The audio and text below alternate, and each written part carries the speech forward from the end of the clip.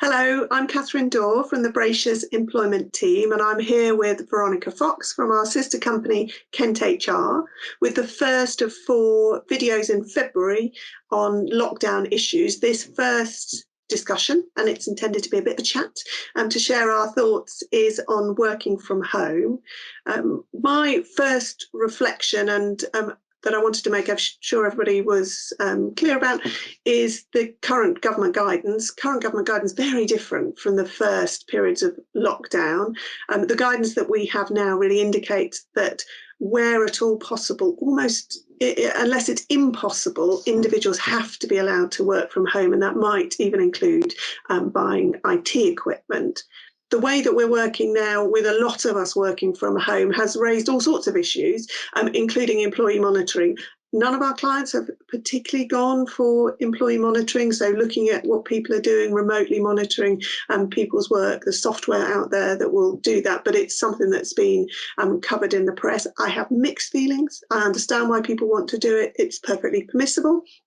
From an employment law perspective, providing you're clear with employees about what's going to happen. You might need to update privacy policies, but if those steps are taken, it's okay. I do have some doubts from a management and employee relations perspective as to whether that's the right thing to do.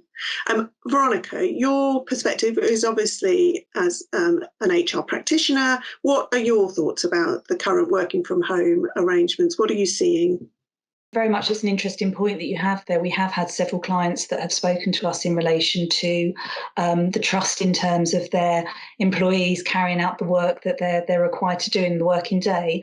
But I think that really also does boil down to trust. I think if you're really clear and structured in terms of managing expectations for your staff, the key point is trust. How would you get that trust back if you're actually monitoring staff every minute of every part of the working day? You know, staff will have children at home, they'll have caring responsibilities, they have responsibilities themselves to look after themselves. So if they want to head out for a walk at 2:30 in the afternoon because actually that's a good thing to do, then that's okay to do. Yes. I'm quite minded by the fact, read an interesting statistic release recently that 9 in 10 employees are potentially looking for new work in 2021. So how you're treating your staff now, I think the first lockdown, the second lockdown, but particularly the third lockdown, we've all got used to this now, and actually how we're being treated is really important for whether your clients will continue to be the employer of choice.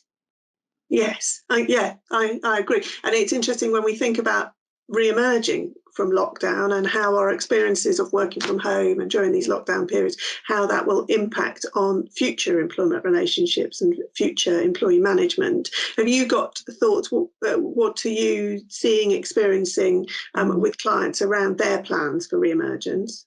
Yeah, often I'm talking to HR professionals, and they're quite embracing the re-emerging aspect of post-lockdown. Hopefully that will be sooner rather than later. Yeah. But from that perspective, what will that look like? They were identifying that sometimes some of the skills that they couldn't recruit for, actually, they won't necessarily have to be based in the office environment, and therefore that's really exploiting what they can potentially tap into the market from the wider geographical perspective. So the lockdown element, when we re-emerges, will we revert back to how we worked before?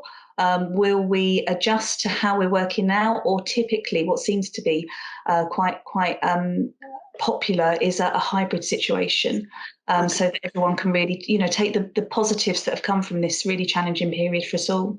I think so. I think that's right. And I think from both our perspectives, I know we both agree that it's worth, from an employment law and an HR perspective, putting some planning in now, putting some thought into what those working arrangements might look like in the future, whether contractual changes will need to be made, the extent to which flexible work requests in the future can be considered, and really getting a feel from people as to what they want. Ultimately, we want to retain our workforces. They are, in most instances, our most valuable asset, and some planning now during this period hopefully should really help.